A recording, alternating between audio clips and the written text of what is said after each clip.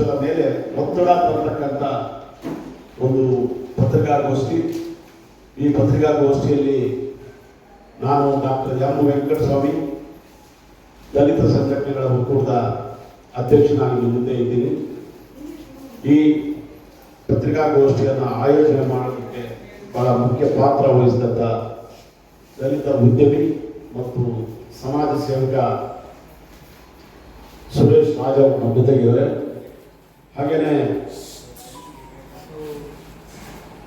ಚಾಮರಾಜನಗರದಿಂದ ಇಲ್ಲಿ ಪ್ರಜ್ವಲ್ ಜಿಗ್ನಿಶಂಕರ್ ಅವರಿದ್ದಾರೆ. ಇನ್ನು ಕೆಲವು ಮುಖಂಡರುಗಳೆಲ್ಲ ಬಂದು ಜಾಯ್ನ್ ಆಗ್ತಾ ಇದ್ದಾರೆ. ಸ್ಪಷ್ಟಪಡಿಸ್ತಾ ಇದ್ವಿ, ಅದು ದಲಿತ ಮುಖ್ಯಮಂತ್ರಿ ಹೋರಾಟ ಮತ್ತೊಂದು ಮಜಲನ್ನ ಇಲ್ಲಿ ನಮಗೆ ಹೇಳೋದಕ್ಕೆ ನಾವೆಲ್ಲ ಬಂದಿದ್ದೇವೆ. ನಮಗೆಲ್ಲ ಗೊತ್ತಿದೆ, ತಾವು ಈ ಹಿಂದಿನ ಅನೇಕ ಹಂತಗಳಲ್ಲಿ ನಾವು ದಲಿತ ಮುಖ್ಯಮಂತ್ರಿ ಹೋರಾಟ ಪ್ರಾರಂಭ ಮಾಡಿದಾಗ ಮಾಧ್ಯಮದ ಸ್ನೇಹ ಬಹಳ ವಿಸ್ತೃತವಾಗಿ ಪ್ರಚಾರ ಮಾಡಿ ದಲಿತ ಜನಾಂಗಗಳಲ್ಲಿ ಒಂದು ದೊಡ್ಡ ಐಕ್ಯ ಶಕ್ತಿಯನ್ನು ತುಂಬಿದ್ದೀರಿ ಅಂತ ಹೇಳಿ ತಮ್ಮೆಲ್ಲರೂ ಕೂಡ ನಾನು ಅಭಿನಂದಿಸ್ತೀನಿ. ಹಿಂದೆ ನಮ್ಮ ಕೆ ಶಿವರಾಮ್ ಅವರು ನಮ್ಮ ಜೊತೆ ಇದ್ರು, ಈಗ ಅವರು ನಮ್ಮ ಜೊತೆಗೆ ಇಲ್ಲ ಅಂತ ಹೇಳಿದ್ರೆ ನಮಗೆಲ್ಲ ಗೊತ್ತಿದೆ. ಅವರು ನಾವು ಎಲ್ಲ ಒಟ್ಟಿಗೆ ಪ್ರಾರಂಭ ಮಾಡಿದ್ದ ಈ ಹೋರಾಟ ಇವತ್ತು ಒಂದು ತಾರ್ಕಿಕ ಅಂತ್ಯಕ್ಕೆ ಬರುತ್ತೆ ಅಂತ ನಿರೀಕ್ಷೆಯಲ್ಲಿದ್ದೀವಿ. ಸಿದ್ದರಾಮಯ್ಯ ಅವರು ಈ ಹಿಂದಿನ ಪ್ರೆಸ್ ಮೀಟ್ ಅಲ್ಲಿ ನಾವು ತಮ್ಮೆಲ್ಲ ಸಿದ್ದರಾಮಯ್ಯ ಅವರು ಮುಂದೆ ಹೋದ್ರೆ ನಮ್ದೇನು ತಕರಾರಿಲ್ಲ. ಅವತ್ತು ಡಿ ಶಿವಶಂಕರ್ ಅವರು ಬಹಳ ನೇರ ಮಾತಲ್ಲೇ ಅದನ್ನ ಸ್ಪಷ್ಟಪಡಿಸಿದ್ರು. ಇವತ್ತು ನಾವು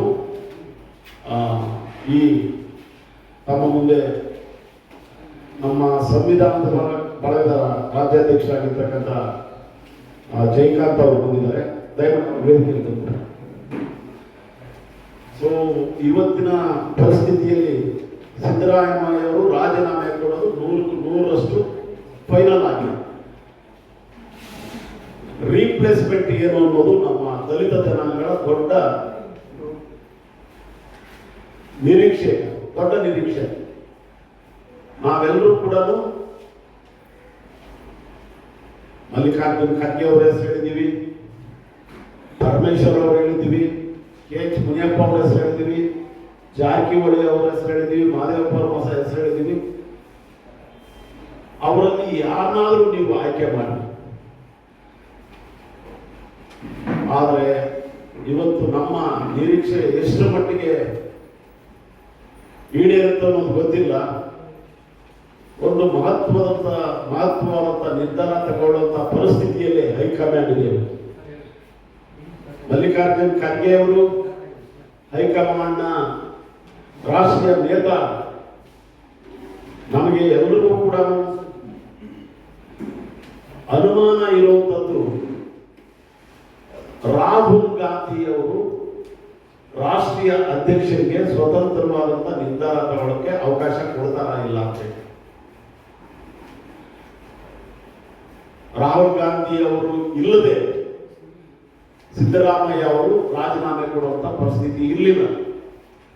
ಅವರನ್ನ ಭೇಟಿ ಆದ ಕೆಲವೇ ಕ್ಷಣಗಳಲ್ಲಿ ನಮ್ಗೆಲ್ಲರಿಗೂ ಮಾಹಿತಿ ಬಂದಿರೋ ತಮ್ಮ ಮೂಲಕ ರಾಜೀನಾಮೆ ಕೊಡು ಖಾತ್ರಿ. ಆದರೆ ಅವರ ನಂತರ ಇನ್ನು ಹೆಚ್ಚು ಕಡಿಮೆ 2 ವರ್ಷಗಳ ಕಾಲ ಯಾರು ರಾಜ್ಯದ ಮುಖ್ಯಮಂತ್ರಿ ಆಗ್ತಾರೆ ಜೀವಂತವಾಗಿದ್ದಾರೆ. ಅದಕ್ಕೆ ನಾವು ಸ್ಪಷ್ಟವಾಗಿ ಹೇಳ್ತಾ ಇದ್ದೀವಿ, ಖರ್ಗೆ ಅವರು ಬರಲಿ, ಇಲ್ಲ ಅಂತ ಹೇಳಿದ್ರೆ ಅರ್ಹತೆ ಇರ್ತಕ್ಕಂಥ ಎಲ್ಲಾ ರೀತಿಯಲ್ಲೂ ಅರ್ಹತೆ ಇರ್ತಕ್ಕಂಥ ಮತ್ತು ಸೀನಿಯಾರಿಟಿ ಇರ್ತಕ್ಕಂಥ ಅನುಭವ ಇರ್ತಕ್ಕಂಥ ಪರಮೇಶ್ವರ್ ಅವರು ಇದಾರಲ್ಲ, ಯಾಕೆ ಮಾಡಬಾರ್ದು?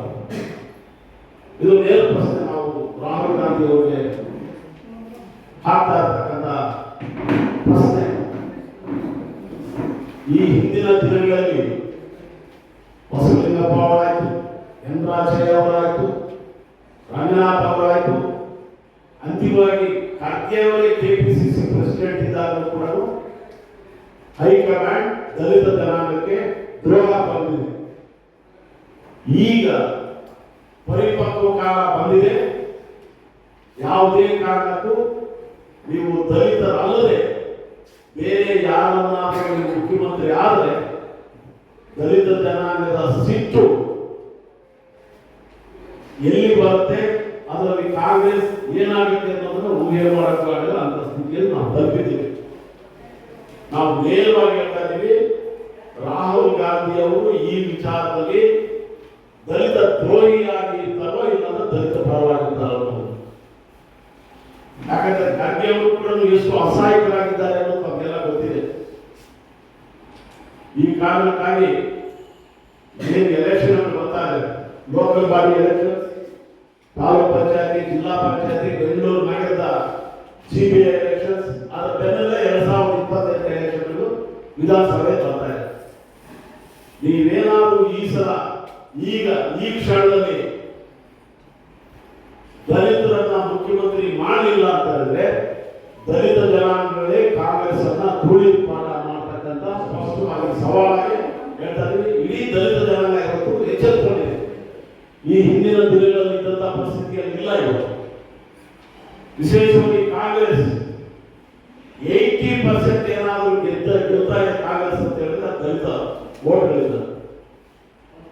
ಇವತ್ತು ಸಿದ್ದರಾಮಯ್ಯ ಅಹಿಂದ ನಾಯಕರಾಗಿ 8 ವರ್ಷಗಳ ಕಾಲ ಈ ರಾಜ್ಯವನ್ನು ಆಳಿದ್ದಾದ್ಮೇಲೆ ಅಹಿಂದದಲ್ಲೇ ಇರ್ತಕ್ಕಂಥ ದಲಿತ ಜನಾಂಗಗಳು ಯಾಕೆ ಈ ರಾಜ್ಯವನ್ನು ಆಳಬಾರದು, ಯಾಕೆ ಪರಮೇಶ್ವರ್ ಬಗ್ಗೆ, ಖರ್ಗೆ ಬಗ್ಗೆ, ಅಥವಾ ಮುಂಚೆ ಕೆ ಸುನಿಯಪ್ಪ ಬಗ್ಗೆ, ಜಾರಕಿಹೊಳಿ ಬಗ್ಗೆ ನಾವು ಅರ್ಹತೆ ಇಲ್ಲ ಅಥವಾ ಅವರು ಆಡಳಿತ ನಡೆಸಕ್ಕಾಗಲ್ಲ ಏನಾದ್ರು ಹೈಕಮಾಂಡ್ಗೆ ಅಪನಂಬಿಕೆ ಇದ್ರೆ ಆ ಅಪನಂಬಿಕೆಯನ್ನ ಬಿಟ್ಟಾಗಿ ನಂಬಿಕೆಯ ಮೇಲೆ ವಿಶ್ವಾಸನ ತೋರಿಸಿ. ಇಲ್ಲಾಂದ್ರೆ ಹೈಕಮಾಂಡ್ ನೇರವಾಗಿ ರಾಹುಲ್ ಗಾಂಧಿ ಅವರಿಗೆ ವಿಶ್ವಾಸ ದ್ರೋಹಿ, ದಲಿತ ದ್ರೋಹಿ ಅಂತ ನಾವು ಘೋಷಣೆ ಮಾಡಬೇಕಾಗುತ್ತೆ ಅನ್ನೋ ಮಾತನ್ನ ಹೇಳಿ, ನಾವು ಪ್ರಜಾಪ್ರಭುತ್ವ ವ್ಯವಸ್ಥೆಯಲ್ಲಿ ಇದ್ದೀವ.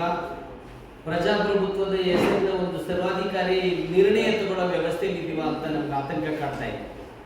ಇವತ್ತು ಇವರ ಯಾವುದೇ ರಾಜ್ಯದಲ್ಲಿ ಚುನಾಯಿತ ಶಾಸಕರುಗಳ ಅನುಮತಿ ಇದ್ದೇನೆ ಮುಖ್ಯಮಂತ್ರಿ ಆಗಲ್ಲ ಅನ್ನೋದು ಸಂವಿಧಾನ. ಅದ್ರ ಇವತ್ತು ಏನಾಗ್ತದೆ, ಯಾರೋ ಒಬ್ರು ಹೇಳ್ತಾರೆ, ಇನ್ಯಾರೋ ಒಬ್ರು ಆಗ್ತಾರೆ ಅಂದ್ರೆ ಎತ್ತ ಸಾಗಿದೆ ನಮ್ದು ಅನ್ನೋದನ್ನ ನಾವು ಯೋಚನೆ ಮಾಡಬೇಕಾಗಿದೆ. ಇವತ್ತು ರಾಜ್ಯದಲ್ಲಿ ತಾವೆಲ್ಲ ಪ್ರಜ್ಞರಿದ್ದೀವಿ, ಮಾಧ್ಯಮ ಮಿತ್ರರಿಂದನೇ ಇವತ್ತು ಸಮಾಜದಲ್ಲಿ ಏನಾದ್ರು ಅಲ್ಪ ಸ್ವಲ್ಪ ಸ್ವಾಸ್ಥ್ಯ ಇದ್ರೆ, ಸಾಮಾಜಿಕ ಸ್ವಾಸ್ಥ್ಯ ಇದ್ರೆ, ಇಷ್ಟು ವರ್ಷಗಳ ಕಾಲ ಕಾಂಗ್ರೆಸ್ಗೆ ಅಡಿಪಾಯಿಯಾಗಿರುವುದು ದಲಿತ ಸಮುದಾಯ. ಕಾಂಗ್ರೆಸ್, ರಾಷ್ಟ್ರೀಯ ಕಾಂಗ್ರೆಸ್ ಅನ್ನೋದು ನಿರ್ಮಾಣ ಆಗಿದೆ ಅಂದ್ರೆ ದಲಿತರಿಂದನೇ. ಆಕ್ಚುಲಿ ಇವತ್ತು ರಾಜ್ಯದಲ್ಲೂ ಕೂಡ ಎಲ್ಲ ಜಾತಿಯವರು ಮುಖ್ಯಮಂತ್ರಿಗಳಾಗಿದ್ದಾರೆ. ನಮಗೆ ಸುಮಾರು ಸತಿ ರಿಕ್ವೆಸ್ಟ್ ಮಾಡ್ತಾ ಇದ್ದೀವಿ ಹೈಕಮಾಂಡ್ ಅನ್ನ. ಇವಾಗ ರಜಪೂತ ಸಮುದಾಯದವರು ಆಗಿದ್ದಾರೆ, ಎಲ್ಲ ಸಮುದಾಯದವರು ಆಗಿದ್ದಾರೆ. ಆದ್ರೆ ಸಂಖ್ಯೆಯಲ್ಲಿ ಹೆಚ್ಚಿರುವಂತ ದಲಿತರೇ ಯಾಕೆ ಮುಖ್ಯಮಂತ್ರಿಗಳಾಗ್ತಾ ಇಲ್ಲ ಅನ್ನೋ ಒಂದು ಆತಂಕ ದಲಿತ ಸಮುದಾಯಕ್ಕಿದೆ. ಇವತ್ತು 24.5% ಇರುವಂತ ಜನಸಂಖ್ಯೆಯಲ್ಲಿ ಇವತ್ತು 2% ಇರೋರು, 3% ಇರೋರು, 5% ಇರೋರು, 7% ಅವರನ್ನ ಮುಖ್ಯಮಂತ್ರಿಗಳನ್ನಾಗಿ ಮಾಡುವಂತ ಒಂದು ಹೈಕಮಾಂಡ್ ಅಂತ ಯಾವುದೇ ರಾಜಕೀಯ ಪಕ್ಷಗಳು 24% ಇರುವಂತ ದಲಿತರಿಗೆ ಯಾಕೆ ಮಾಡ್ತಿದ್ದಾರೆ? ಬಹುಶಃ ನಮ್ಗೇನು ಅನ್ಸುತ್ತೆ, ದಲಿತರು ಇರೋದೇ ಕಸ ಗುಡಿಸಕ್ಕೆ, ದಲಿತರು ಪೊರಕೆ ಇಟ್ಕೊಂಡು ಕಸ ಗುಡಿಸ್ಬೇಕೆ ಹೊರತು ಆಡಳಿತ ಮಾಡೋಕೆ ನೀವು ಯೋಗ್ಯರಲ್ಲ ಅನ್ನೋದನ್ನ ಎಲ್ಲ ಪಕ್ಷಗಳವರು ಕರ್ನಾಟಕದಲ್ಲಿ ಸಾಬೀತನ್ನ ಪಡಿಸಿವೆ. ಯಾಕೆಂದ್ರೆ ಸ್ವತಂತ್ರ ಒಂದು 79 ವರ್ಷ ಆಗ್ತಾ ಇದೆ, ಸಂವಿಧಾನ ಒಂದು 77 ವರ್ಷ ಆಗ್ತಾ ಇದೆ. ಇವತ್ತು ಕೂಡ ಒಬ್ಬ ದಲಿತ ಮುಖ್ಯಮಂತ್ರಿ ಆಗ್ತಾ ಇಲ್ಲ ಅಂದ್ರೆ ಅವು ಸುಮಾರು ಸತಿ ಹೇಳ್ತೀವಿ ಹೈಕಮಾಂಡ್ ಕೂಡ ಇವ್ರಿಗೆ ಏನು ಅರ್ಹತೆ ಇಲ್ವಾ, ವಿದ್ಯೆ ಇಲ್ವಾ, ಬುದ್ಧಿ ಇಲ್ವಾ, ಅದು ಆಡಳಿತ ಮಾಡೋದಕ್ಕೆ ಹೋಗಿ ಭ್ರಷ್ಟ ಇವರು ಅನ್ನೋದು ಸಾಬೀತು ಮಾಡ್ಬೇಕಲ್ಲ. ಇವತ್ತು ನಾವು ಇಂದು ದಲಿತರು ಮುಖ್ಯಮಂತ್ರಿ ಕೊಡಿ ಅಂತ ಹೇಳ್ತೀನಿ, ದಲಿತರೆಲ್ಲ ಉದ್ಧಾರ ಆಗ್ತಾರೆ ಅಂತ ಅಲ್ಲ. ನಾವೀಗ ಹೇಳಿದ್ದೀವಿ, ಹಿಂದೆ ರಾಜ್ಯದಲ್ಲಿ ಬ್ರಾಹ್ಮಣರು ಕೂಡ ಮುಖ್ಯಮಂತ್ರಿಗಳಾಗಿದ್ರು, ಬ್ರಾಹ್ಮಣರೆಲ್ಲ ಶ್ರೀಮಂತರಾಗಿದ್ದಾರೆ ಅನ್ನೋದನ್ನ ನಾವು ಒಪ್ಕೊಳ್ಳಲ್ಲ. ಲಿಂಗಾಯತರು ಕೂಡ ಆಗಿದ್ರು, ಅವರೆಲ್ಲ ಉದ್ಧಾರ ಆಗೋರು ಅಂತಂದ್ರೆ ಒಕ್ಕಲಿಗರಾಗಿದ್ರಪ್ಪ, ಅವರೆಲ್ಲರೂ ಬಡವರಿಲ್ವಾ? ಇದ್ದಾರೆ.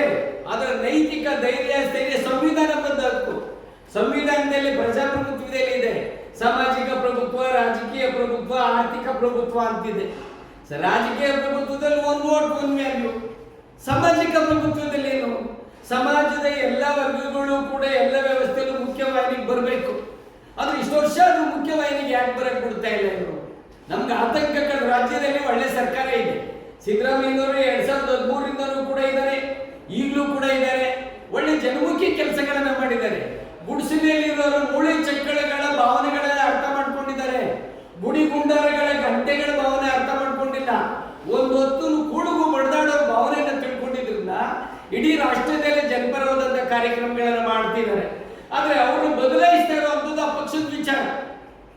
ಆದ್ರೆ ನಮ್ಮ ಹಕ್ಕನ್ನೇ ಕೇಳೋದು ನಮ್ಮ ಸಂವಿಧಾನಬದ್ಧ ಹಕ್ಕು ಅಂತೇಳಿ ಇವತ್ತು ಏನಾದ್ರು ಬದಲಾಯಿಸ್ತಾ ಇದ್ದಾರೆ. ಇವತ್ತು ಏನಾಗಿದೆ, ಎಲ್ಲೋ ಒಂದ್ ಕಡೆ ರಾಜ್ಯ ಮತ್ತೆ ಗುಂಡ ಸಂಸ್ಕೃತಿ ಕಡೆ ಹೋಗುತ್ತಾ, ಅವಕಾಶವಾದಿಗಳ ಕಡೆಗೆ ಹೋಗುತ್ತಾ, ರಿಯಲ್ ಎಸ್ಟೇಟ್ ಕಡೆಗೆ ಹೋಗುತ್ತಾ ಅನ್ನೋ ಒಂದು ಆತಂಕ ಆಗ್ತಾ ಇದೆ. ಇವತ್ತು ಬೇಕಾಗಿರುವಂತದ್ದು ವಿಜ್ಞಾನ ಯುಗದಲ್ಲಿ ಸಮಾಜದ ಬಗ್ಗೆ ಸುಸ್ಥಿರವಾಗಿ ದೂರದೃಷ್ಟಿರೋ ಚಿಂತನೆ ಮಾಡುವಂತವ್ರು ಬೇಕಾಗಿದ್ದಾರೆ. ಇವತ್ತು ಸಂವಿಧಾನ ಬರೆದಿದ್ದೇ ದಲಿತ ಸಮುದಾಯ ಆಗಿದೆ, ರಾಮಾಯಣ ಬರೆದಿದ್ದೇ ದಲಿತ ಸಮುದಾಯ ಆಗಿದೆ, ಮಹಾಭಾರತ ಬರೆದಿದ್ದೇ ದಲಿತ ಸಮುದಾಯ ಆಗಿದೆ. ರಾಜ್ಯದಲ್ಲಿ ಮುಖ್ಯಮಂತ್ರಿ ಹುದ್ದೆ ಮಾಡಕ್ಕೆ ತಾಕತ್ತಿಲ್ಲ ಅಂತ ಏನಾದ್ರು ಹೈಕಮಾಂಡ್ ತಿಳ್ಕೊಂಡಿದ್ಯಾ? ಇವತ್ತು ದಲಿತರ ತಾಳ್ಮೆಯನ್ನ ಪರೀಕ್ಷಿಸುವಂತ ಕೆಲಸವನ್ನ ಹೈಕಮಾಂಡ್ ಮಾಡ್ತಾ ಇದೆ ಅನ್ನೋದು ನಮ್ಮ ಭಾವನೆ. ದಲಿತರ ಒಡೆದು ಆಳೋ ನೀತಿನ ಮಾಡ್ತಿದ್ದಾರೆ ಅನ್ನೋದು ಅನುಮಾನ ಕಾಡ್ತಾ ಇದೆ. ಈಗಲೂ ಕೂಡ ಕಾಲ ಮಿಂಚಿಲ್ಲ. ಯಾಕೆಂದ್ರೆ ಬಡವರು ಏನ್ ಮಾಡ್ತಾರೆ, ಭೂಮಿಯವರೆಗೂ ಬದುಕ್ತಾರೆ ಅಷ್ಟೇ. ಅದು ಇತಿಹಾಸ ಹೇಳಿದೆ. ಅಂಬೇಡ್ಕರ್ ಕೂಡ ಹೇಳಿದ್ದಾರೆ, ಸಾಮಾಜಿಕ ಸಮಾನತೆ, ಆರ್ಥಿಕ ಸಮಾನತೆ ತರದ ಹೊರತು ನಿಮ್ಮ ರಾಜಕೀಯ ಸಮಾನತೆಯಲ್ಲೇ ಆಟ ಆಡ್ತಾ ಇದ್ರು ಭಾರಿ ದಿನ ಉಳಿಯಲ್ಲ. ಹೊಟ್ಟೆ ಸಿಕ್ಕಿ ಏನಾದ್ರು ಬಡವರು ನೆಟ್ಟೆಗೆ ಬಂದ್ಬಿಟ್ರೆ ಸಮಾಜದಲ್ಲಿ ಆಗುವಂಥದ್ದು ಶಾಂತಿ ವಾತಾವರಣ ಕದ್ದೋಗುತ್ತೆ, ಅಶಾಂತಿ ವಾತಾವರಣ ಉಂಟಾಗುತ್ತೆ. ಆ ಸಾಮಾಜಿಕ ಇಂಬ್ಯಾಲೆನ್ಸ್ ಹ್ಯಾಂಡ್ಲ್ ಮಾಡಕ್ಕಾಗಲ್ಲ ಅಂತ ಬಾಬಾ ಸಾಹೇಬ್ ಅಂಬೇಡ್ಕರ್ 1949 ನವೆಂಬರ್ 25 ಹೇಳಿದ್ದಾರೆ. ಪರವಾಗಿ ಇಡೀ ನಾಡಿನ ಜನರ ಪರವಾಗಿ ರಾಹುಲ್ ಗಾಂಧಿಗೆ, ಸೋನಿಯಾ ಗಾಂಧಿಗೆ ನಾವು ಕೇಳ್ಕೊಳ್ಳಂತ ಮನವಿ, ಇದೇನನ್ನ ಅವರು ಕೇಳಿ ಅಥವಾ ಇದನ್ನ ನೆಗ್ಲೆಕ್ಟ್ ಮಾಡಿದ್ರೆ ಮುಂದಿನ ದಿನಗಳಲ್ಲಿ ದಲಿತರಂತೂ ಕಾಂಗ್ರೆಸ್ ಜೊತೆ, ಮೈನಾರಿಟಿ ಕಾಂಗ್ರೆಸ್ ಜೊತೆ ಯಾರು ಇರಲ್ಲ ಅಂತ ಘಂಟಾಘೋಷವಾಗಿ ಈ ವೇದಿಕೆಯಿಂದ ನಮ್ಮ ಎಕ್ಸಾಮಿನ ಪರವಾಗಿ ನಾವೆಲ್ಲರೂ ಹೇಳ್ತೀರಿ. ದಯವಿಟ್ಟು ಈ ತಪ್ಪನ್ನು ಮಾಡಬೇಡಿ. ಈ ಸಮಯದಲ್ಲಿ ನೀವು ದಲಿತರನ್ನೇ ಯಾರನ್ನ ಮಾಡಿ ದಲಿತನ ಮಾಡಲೇಬೇಕಂತ ನಾವು ಒತ್ತಾಯ ಮಾಡ್ತೇವೆ. ಅದರಲ್ಲಿ ಡಾಕ್ಟರ್ ಜಿ ಪರಮೇಶ್ವರ್ ಅವ್ರನ್ನ ಮುಖ್ಯಮಂತ್ರಿ ಮಾಡಿದ್ರೆ ನಾಡಿಗೆ, ಜನರಿಗೆ, ಬಡವರಿಗೆ, ರೈತರಿಗೆ ಪ್ರತಿಯೊಬ್ಬರು ಒಳ್ಳೆಯದಾಗತ್ತಂತ ನಾವು ಈ ವೇದಿಕೆಯಿಂದ ಕೇಳ್ಕೊಳ್ತಾ ಇದ್ದೀವಿ. ತಾಲೂಕ್ ಪಂಚಾಯತ್ ಎಲೆಕ್ಷನ್ ಅನ್ನು ಗೆಲ್ಲಲ್ಲ ಅಂತೇಳಿ ವಾರ್ನಿಂಗ್ ಕೊಡ್ತಾ ನನ್ನ ಮಾತು ಮುಗಿಸ್ತೀನಿ. ದಲಿತ ಸಮುದಾಯದ ವೋಟ್ ಅನ್ನು ಹಾಕಿಸಿಕೊಂಡು ದಲಿತ ಸಮುದಾಯಕ್ಕೆ ಕಾಂಗ್ರೆಸ್ ಸರ್ಕಾರ ಬೆನ್ನಿಂದ ಚೂರಿ ಆಗ್ತಾರೆ ಅಂತ ಹೇಳಿದ್ರೆ ಇದು ನಿಜವಾಗ್ಲೂ ಸಹ ಕಾಂಗ್ರೆಸ್ ಸರ್ಕಾರಕ್ಕೆ ಮಾನ್ಯಗಿರಿನ ಸಂಗತಿ. ಇವಾಗ ಏನಾದ್ರು ದಲಿತ ಮುಖ್ಯಮಂತ್ರಿ ಸ್ಥಾನ ನಮ್ಮ ದಲಿತರಿಗೆ ಕೊಟ್ಟಿಲ್ಲ ಅಂತ ಹೇಳಿದ್ರೆ 2028ಕ್ಕೆ ಬರುವಂತಹ ಚುನಾವಣೆಯಲ್ಲಿ ಕಾಂಗ್ರೆಸ್ ಸರ್ಕಾರವನ್ನು ಧೂಳಿಪಟ ಮಾಡುವ ಕೆಲಸಕ್ಕೆ ನಾವೆಲ್ಲರೂ ಸಹ ಕೈ ಹಾಕ್ತಿರಂತ ಈ ವೇದಿಕೆಗಳನ್ನು ನಮಗೆ ಮಹಾನ್ ಮರ್ಯಾದೆ ತಿಳ್ಕೊಳ್ತಿರಬೇಕು. ಅಟ್ಲೀಸ್ಟ್ ಇಂಟೆಲೆಕ್ಚುಯಲ್ ಪೊಲಿಟಿಷಿಯನ್ಸ್ ಬೇಕಾದಷ್ಟು ನಮಗಿದ್ದಾರೆ. ಆಳ್ವಿಕೆ ಮಾಡುವಂಥ ಕೆಪಾಸಿಟಿ ಇದ್ರೂ ನಮಗೆ ಚಾನ್ಸ್ ಕೊಟ್ಟಿರಬಲ್ಲ ಅನ್ನೋದು ನನಗೆ ಅತೀವ ದುಃಖಕರವಾದ ಸಂಗತಿಯಾಗಿದೆ. ನಾವು ಎಷ್ಟೋ ಸಾರಿ ಆಡಳ ಬರ್ತಿದ್ದೀವಿ, ಆಡಿದ್ದೀವಿ, ಯಾಕೆ ಇಷ್ಟು ಹಿಂಸೆ ಕೊಡ್ತಾ ಇದ್ದೀವಿ ನಮಗೆ ಅಂತ ಹೇಳಿ ಈಗ ಡೈರೆಕ್ಟಾಗಿ ಎಲ್ಲ ಪ್ರಾಕ್ಟೀಸ್ ಮಾಡ್ತಾ ಇದೀವಲ್ಲ, ನೋಡ್ತಾ ಇದೀವಲ್ಲ. ಇನ್ನು ಟೈಮ್ ಇದೆ. ದಲಿತ ಮುಖ್ಯಮಂತ್ರಿಗಳನ್ನು ಆಯ್ಕೆ ಮಾಡೋದು ಈ ಸರ್ಕಾರದ ಬದ್ಧವಾಗಿರಬೇಕು, ಮಾಡಬೇಕು ಅಂತ ನಾನು CM ಪಟ್ಟ ಕೊಳ್ಳೇಬೇಕಂತ ಏನೂ ಇಲ್ಲ. ಅದರಿಂದ ಇವತ್ತು ರಾಜೀನಾಮೆ ಕೊಡ್ತಾರಾ ಇಲ್ವಂತ ಫಸ್ಟು ಅದು ನೋಡಬೇಕು. ಇವತ್ತು ಕೊಡ್ತಾರಲ್ಲ ನೋಡಿ, ಆಮೇಲೆ ನಾವು ಮುಂದಿನ ದಿನಗಳಲ್ಲಿ ಮಾತಾಡೋಣ. ಇವತ್ತು ರಾಜೀನಾಮೆಯನ್ನು ಕೊಟ್ಟರೆ ಅದು ಮುಂದೆ ಎಲ್ಲ ಆಗೋಂಥ ಚಾನ್ಸ್ ಇದೆ. ಇನ್ನು ಯಾರು ಅಂತ ಡಿಕ್ಲೇರ್ ಮಾಡೇ ಇಲ್ಲ. DK ಶಿವಕುಮಾರ್ ಅಂದ್ಬಿಟ್ಟು ಎಲ್ಲೂ ಬಂದ್ಬಿಟ್ಟು ಸೆಂಟ್ರಲ್ ಆಗಲಿ ಅಥವಾ ಇಲ್ಲಿನ ಲೋಕಲ್ನಲ್ಲಿ ಆಗಲಿ ಕರ್ನಾಟಕದಲ್ಲಾಗಲಿ CM ಹೇಳಿಲ್ಲ, ಇಂಥವರೇ CM ಆಗ್ತಾರೆ ಅಂತ ಮುಂದಿನ CM.